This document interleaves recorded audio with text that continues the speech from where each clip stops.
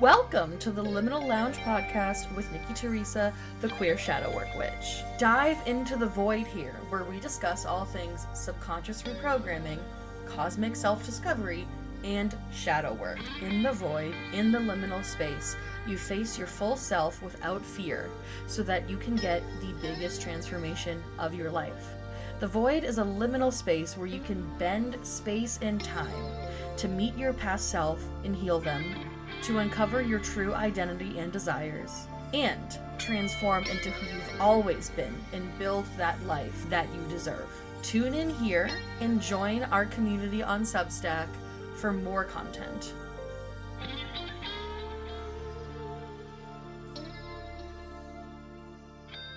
Hello! Okay, so hi, welcome to the Liminal Lounge.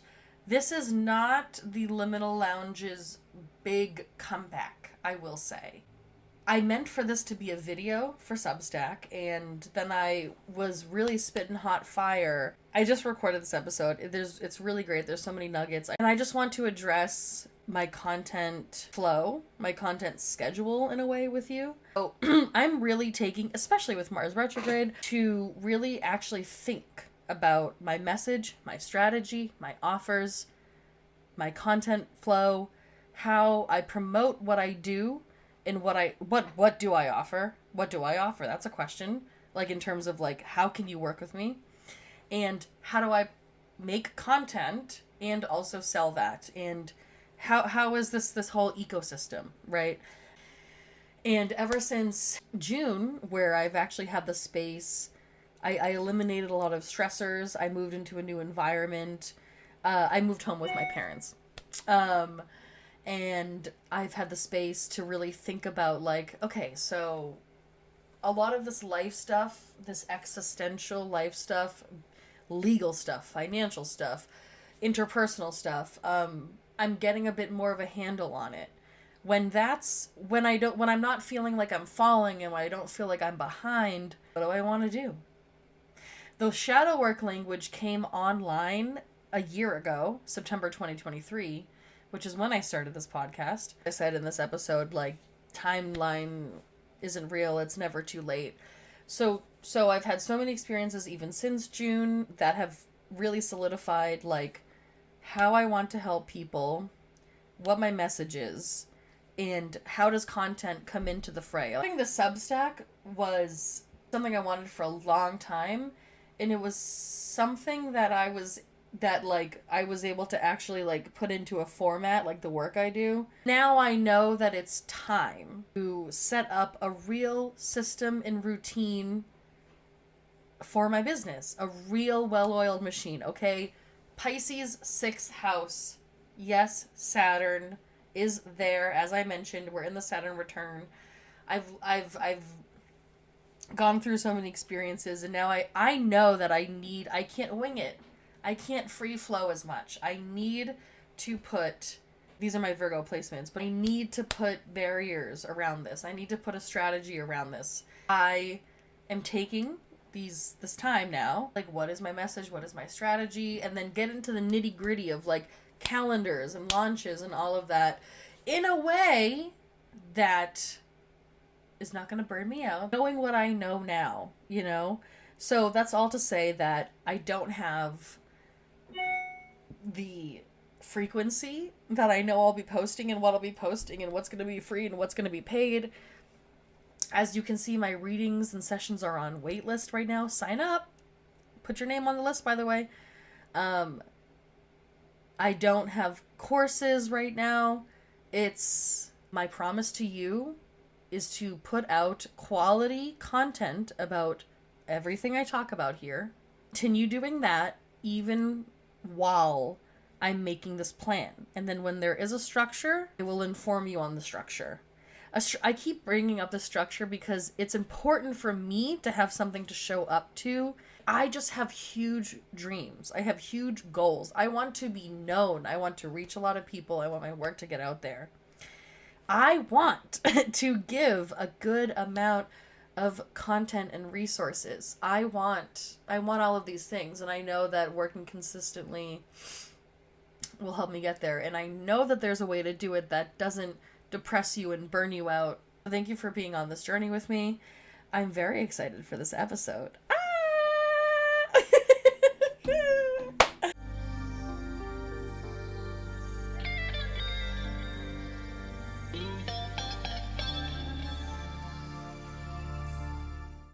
Okay, so let me just, for an example, share my trajectory. I, at 17, was like, well, I like to write. I liked writing for the newspaper a couple times, so let me do journalism. And then I got to college, and then I was like, okay, but I actually don't care about journalism like that. Like, I'm not like a detective at the scene, like, what happened here? Love that. That's just not what I want to do. Got invited to the PR club, which is where I met said mentor that I mentioned before, and loved that. Social media, this was 2013, so social media marketing and influencing industry was in its infancy. So I was like, this is creative, I like to do this, so I studied public relations. By the time I got to the end of my time in college, I was like, so do I want to, like, work at Mullen Lowe and, like, go from assistant account executive to senior account executive to VP? Like, and I know a lot of people that thrive doing that, and I love that for you. But I was like, I don't know, I just like to write. How the fuck did I end up here? And then, but I really do love, obviously, I'm still making social media content. I loved making content and telling stories and being creative and all of that. So then I, in 2019 became a freelance social media manager officially, because I was already doing that on the side of my healthcare marketing PR job. Started my business, and at that time, I was not having conversations like these. I was not self-analyzing.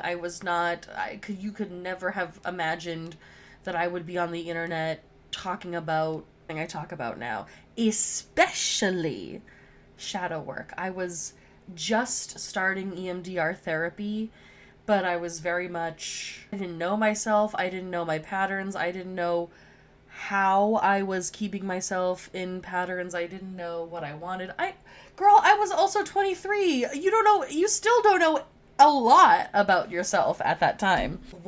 I just kept, like, unraveling the thread. Like, I started healing myself and my own stuff, and saw how good that felt and what that turned up. And just every single time that I healed something about myself and actually started to be introspective and actually started to be intentional in my life, it was a sigh of relief. I was like, oh my God, I don't have to keep up that facade anymore. And what I had been doing the whole time with my social media and marketing coaching clients, it was essentially what I do now, just in a different way. I was doing quote unquote mindset work. I was not really talking about business as much. They didn't need business help, my clients. They needed help with their life and their mind and their spirit and all of that. And I really love that. So I learned hypnotherapy and astrology. I practice it. I'm still practicing all of that. I learned this all in 2020, so it's been about 4 years.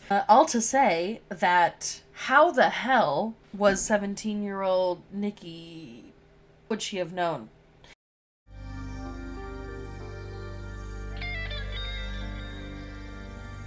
The idea of, like, being a natural at something. And I don't believe that, like, I believe that there's something for all of us that we feel natural in.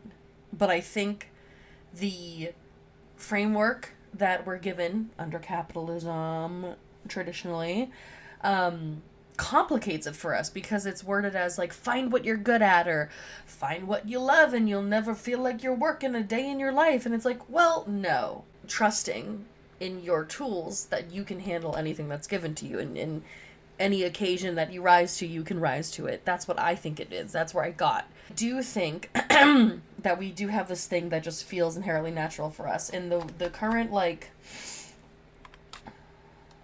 the framework that we are given to find this out in, we, as in I'm speaking from a perspective of growing up in rural, suburban Boston, there we go, a white person, I went to Catholic school, capitalism, America, that's my experience that I'm speaking to, and find what you're good at. And, oh, by the way, though, find it by the time you're 17 years old. Astrologers looking at that like, well, this person doesn't know who they are. This person only begins to know who they are mid-Saturn return, babe. Like, okay, life and trauma and circumstance and whatever, but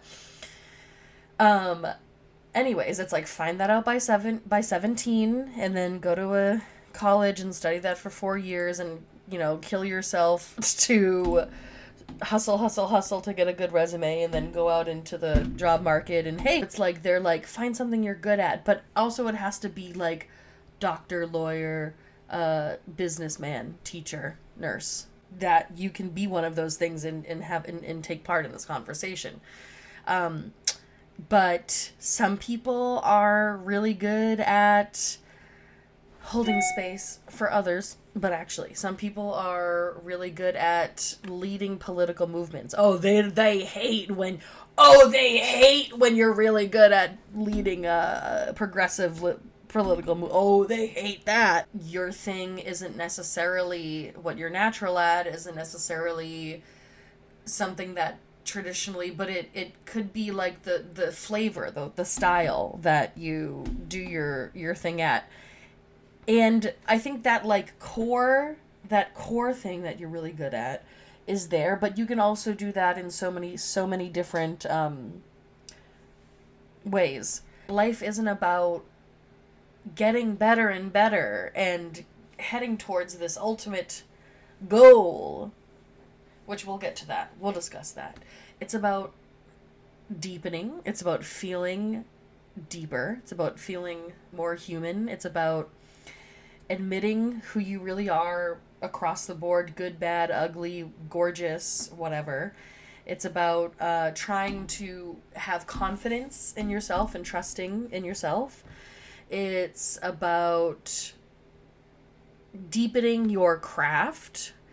It's about deepening your relationships. It's about just like going deeper and deeper into these things that like sometimes we are afraid, we feel like we have to rush through, or these are things that we feel like we have to check off our list of life. Just being surface level about certain things so that we can just keep checking off these boxes. No. It's about becoming more you. Doing hard things and then seeing that we can do them and then remembering that we did that hard thing and then believing more and more and more every day, every time that you can face these challenges.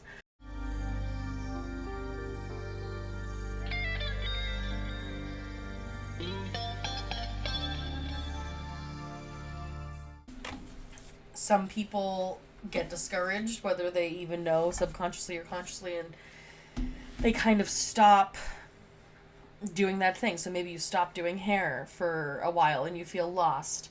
And then now 6 months after that thing was lost, you're like, I used to just be so good at this. Like, I used to just like love doing hair, seeing my clients. I used to be so good at it. Because you lost an opportunity, or you all of a sudden you're not good at it. And this is the problem with the like find the thing you're good at, because constantly trying to one up ourselves. We say that the brain remembers the negatives more. When something initially happens, you forget all of the good things, you remember the bad. In this case, it's swapped, but your brain is still doing the same thing to try to protect you, where you are forgetting all of the moments where you were like, is this for me? You only remember the good, you romanticize it, you only remember the praise and validation that you got. And your brain here is doing the thing where it sees in you pursuing another opportunity like that, getting back up on the horse again, as danger. Because last time it didn't go so well, according to your brain. In the world we live in, social currency and capital of having money, having a good job, success, is what keeps you alive. So there's a chance if you put yourself out there and do something else again, go for a big goal again, that you fail and your brain is like, your social capital goes down, and therefore, all the way down the list, like, you're gonna not survive. So that's why it's only having you remember good times and not remember the times you doubted yourself. Because then you can stay in that place of shaming and blaming and reminiscing, and like, you're never gonna move on. You're not gonna make any big moves if you're stuck in that place. In reality, right, if you actually used those moments of perceived failure, on paper it was a failure. If you use because often it's a both and in these moments where it's like, there's systemic, there's unfair things that like happened or whatever, and also looking back, you probably are like, okay, well, I could have done this better, I could have put more effort in better. Now also I take it a step further, I'm like, but if I wanted to, I probably would have. So like, what was stopping me from doing better? Like, did I subconsciously know that this environment was not for me? So we could use these moments of failure as a way to look back on that experience and be like, okay, what doubts did I have? Why didn't that align with me? And then use that as data for the next thing, for your next move. Like, okay, I need to be in an environment that has this thing, not what I just experienced, because I didn't like that. Or, okay, I found out that I was really good at this skill.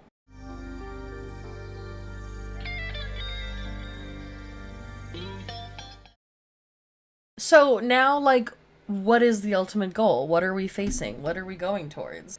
I also have an issue with how, as a society, we view this journey of life as linear. We are always going for this, like, utopia dream future. But we never get there. And you also don't want to get there. And this is what happens oftentimes with celebrities, where they get there and they're like, okay, what the fuck? So, and also it's not as they imagined, because there's a lot of troubles that come with being known and being famous and all of that. They crash out. So they do drugs or lose all their money, whatever it is. But it's really important to have drive and ambition and goals. This, whatever you're chasing, should be exciting. I think we really need to revamp how we view it. I personally am trying to have like a vision for the next, like a 2-year vision and then a 5-year vision.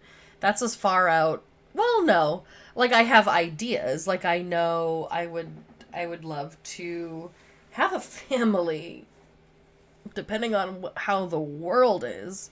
Have a family, build an army, build a community, like a village, build a community, continue to just be more known and established in my work in a deeper way. The specifics I haven't figured out yet, but I definitely know what I want my life to look like in 2 years. I am trying to make stops along the way, the benchmarks, just as like the benchmarks are the goals. Celebrate them as if they are the goals. So if I am trying to have $10,000 in revenue a month in my business in 2 years, then if I right now hit 3,000, like that's huge. That can open up a lot of opportunity for me, as an example.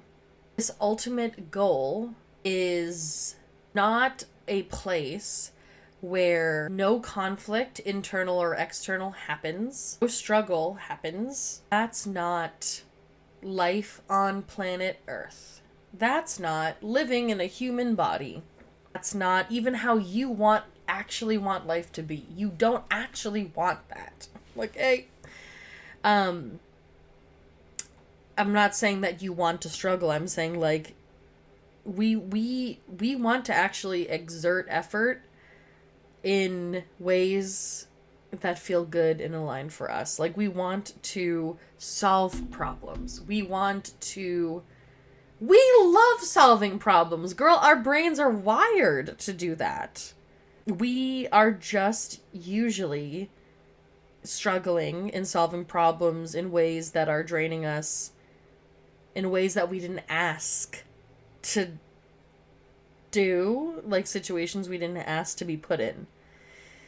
We're just so used to that. So what the actual goal that I'm at least moving towards, when I think about how I actually want to feel in the future, it's not just like abundant and clear. Like, yes, sure, but like I want to feel confident that I can handle anything that comes my way. I want to feel connected and close in my relationships. And that includes being able to bring up stuff if there is uncertainty and have real conversations. Like, peace and inner strength and inner peace to me is not like everything's perfect, nothing bad ever happens. It's like I can handle it. I feel confident in my professional skills. I feel confident in my ability to enrich and manage my personal life connections. I feel confident in my ability to make a plan and go after what I want. I feel confident in my ability to problem solve. I have lots of internal tools that I use to manage stress and all of that. Like, I'm not saying what I just said, that's not like my current reality. That's the utopia, bitch, that I'm working towards. That is the utopia. That is the internal utopia for me. It's not a world where none of this stuff exists, but it's just that, like, I can handle it. And then let's talk about handling it. Okay? Handling it also includes those times where you succumb to the bigness of the event, to the feeling, whether it's taking a nap. It includes moments like that. Napping, crying on the shoulder of someone, FaceTiming a friend, eating ice cream, whatever. Like, it includes that because handling it means that you trust yourself to get back up on the horse, whatever that means for you. It includes that because moments of disengaging and escaping, we all don't have to be heroes carrying the weight of the world, especially this world. Oh, just like peeling away the layers of what doesn't fit and just sinking more into what fits. And this utopian thing that we all vision that we all have for our life does not mean no conflict or struggle. It means that you have the confidence to handle whatever comes up. That's inner peace to me. Thank you all for listening. Thank you all for listening to this first podcast back. This is a treat. This is a bonus. Not a bonus, but like this is a treat for you all. I'm so happy you're here. If you listened all this way, love you. Thank you for being here. Kisses. Please comment on this. DM me on TikTok or Instagram or who knows if TikTok is still around. Email me All the above. Love ya. Thank you for listening to this episode of the Liminal Lounge. I loved hanging out in space with you. I really hope you enjoyed your time in the void and you had an illuminating and transformative time. Want more? Don't forget, we're on Substack too. Your free subscription gets you access to this podcast and any other public content that I post.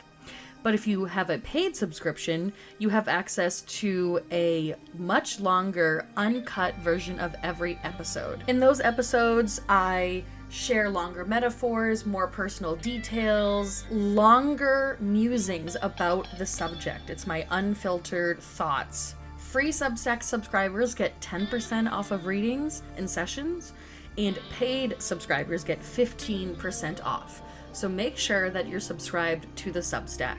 Are you interested in diving into one of these topics? You can book a session with me. Right now, my sessions are on waitlist. So go ahead and go to the link in the description and put your name on the waitlist so you can be the first one to find out when my books are open again for astrology readings and subconscious sessions. Also, don't forget that I have a vault of over 30 subconscious healing audios and EFT videos to target specific areas of growth for you, and that vault grows every time that I add a new track to it. Follow me on Instagram and Threads at The Queer Shadowwork Witch. And don't forget, if you loved this episode, rate this episode 5 stars wherever you are listening to your podcast so that we can continue to find new members of the Liminal Lounge. Thank you again for listening and for being here. I'm sending you so much love on your self-discovery and transformation journey.